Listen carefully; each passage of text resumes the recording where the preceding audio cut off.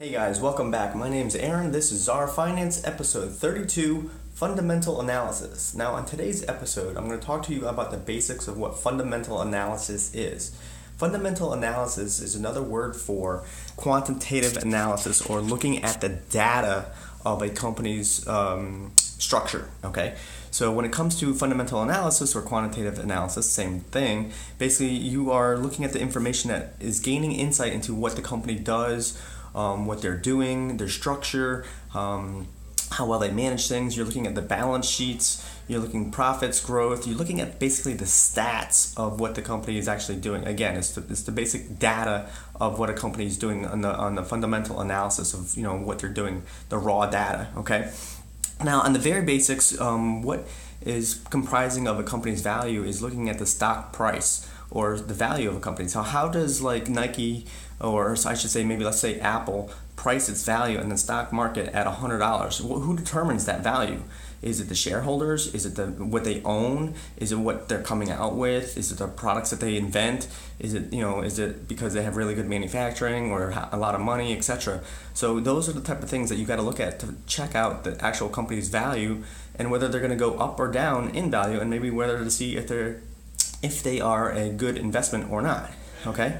So by looking at the fundamental analysis, you can make smart decisions to determine whether a company is worth investing, and you giving them money to say, hey, look, I'm going to give Apple, $100 to invest, and hopefully they're going to turn around and come out with some new, cool, innovative products in return that's going to make my $100 value go up, and I can profit from that and ride the wave as well as them, as well as other people who are riding the wave as well. So looking at the fundamental analysis is very important, and to get the basic understanding of how a company's doing, okay?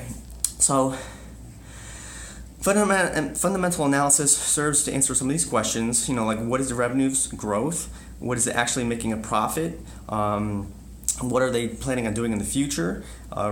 Does it have any outstanding debts? Is there anything that's going on there?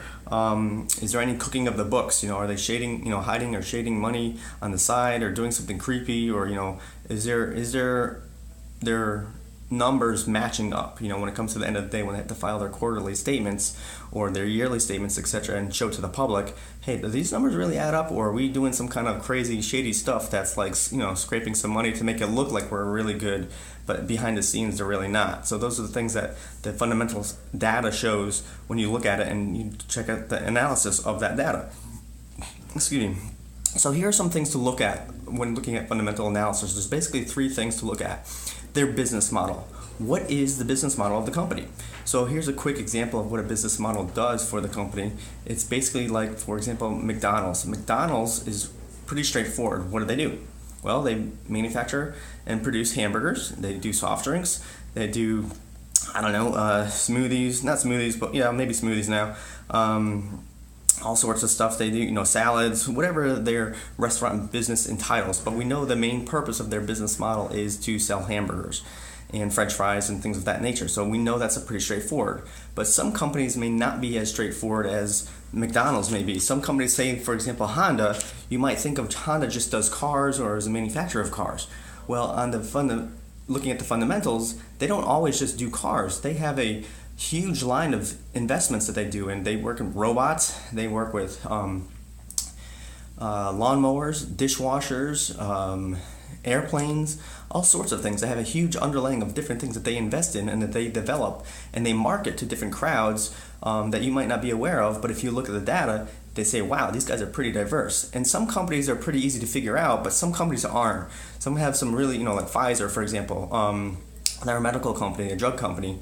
They deal with hundreds of different types of drugs, and to look at the data, it's like, oh my gosh, are there any new drugs that are coming out, or which ones are successful, which ones aren't successful, and the data will show which things that they're working on, things of that nature. So just because a company's got a big name and that they say we're McDonald's, we just do hamburgers. Well, McDonald's does a lot more than just hamburgers, so it's important to look at what other investments that they're investing in to develop their company, and whether you believe that it's a strong method to go forward or invest in them, or say, hey, look, I really believe that this company is going to do the right thing and push forward with this, and I think that I'd like to invest in them and go that way. So number one would be the business model. What are they actually doing? What is the main heart of the company? Are they just like, is Apple just doing computers, or do they just do iPhones? I don't think so. They do a lot more than just that. So take a look at that and see what else the company actually does to help grow the company. There's a lot of little hands in this thing to make this big mountain of a company. The second thing I was going to say is the competitive advantage. Do they have a brand name? Is it Nike? Is it Coca-Cola? Is it McDonald's? Is it Apple, Intel, Microsoft? Are they well-known brands? Are they out there, or is it a startup? Are they small fries? Are they the new up-and-coming Uber, or are they the new up-and-coming Amazon or whatever, that are smaller companies that are slowly growing and going to make headway? So those are some things that you can maybe capitalize on. If it's a new company that's hitting really well and you're like, oh my gosh, these guys are the next big thing, Tesla, are we gonna invest in them and then say, wow, this is gonna be the next Apple or whatever, the next big top company that's in the world, and do they have brand loyalty? You know what I mean? So when you buy their product, are you really like, wow, I got a GE stove, that's like, wow, that's a quality stove. Like, wow, I got one of those, the hand-built, crafted, mechanical, stoves that are, is well branded by GE, etc., or whatever. So brand loyalty and competitive advantage versus the others. Just because it's stamped on there, does that mean it's quality, or is it not so good? So trying to figure out whether the company is strong or not strong based on what they have and the quality of work is a lot dependent on their employees as well as their people buying their reputation, buying their stuff. So if I believe somebody has some good products, Ferrari has a good product company advantage because they build well manufactured supercars, okay? So their brand is very strong. They don't mess around with, chunky stuff. They build really detailed, hand-touched, part-for-part crafted cars, hence why they have a strong brand and a high price tag for what you're getting, because what you're getting and what you're paying for is going to be well worth your money in the long run. So there you go. The next one is management, and that's another thing. So again, the first one was business model, knowing what they do. Second one was competitive advantage. Are they brand loyal? Do they have a good brand out there? And the third one was management. Are the company managers doing what they're saying they're doing? Are they managing the company well? Are they looking at new technologies? Are they constantly updating their data? Are they testing new products out? Are they investing in new companies? Are they strategically teaching their employees how to do and learn new things? So, are they making conference calls? Are they doing research? Are they doing, how is their past performance that they might have in the company? So managers of a company, like the CEO of like Apple, for example, Tim Cook, or I don't know who else. There's a bunch of different companies, people that are out there who are managing the company. Are they doing a good job at what they're doing? If they're not doing a good job, they need to be removed or, replaced by somebody else who can do the job effectively to help promote the company and do the growth. So those are some things that they have in place. I guess you should say the last one would be governance. Are there a set of rules that are in place at the company so that they're not cooking the books, they're not doing any shady stuff? Is there checks and balances at the company itself? So if somebody does mess up or say, oh my gosh, I shouldn't have put, those tires in that car. Oh no, we just did 55,000, cars that are out there now with these faulty tires.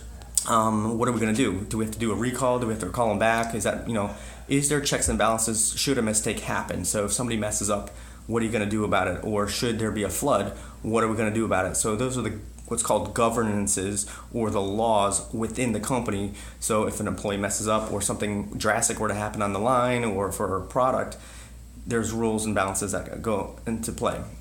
All right, so the last thing, here we go, is business model, competitive advantage, management, and basic governance of laws within the company. Those are some things to look at with fundamental analysis. Now, in next week's episode, I'm going to break down some of the other fundamentals with fundamental analysis that basically look at the income statement, the balance sheet, and cash flow statements, okay? Income statement, balance sheet, and cash flow statements, okay? Thanks for joining me. My name's Aaron. This is Czar Finance, and you're watching episode 32, Fundamental Analysis, Part 1. Bye.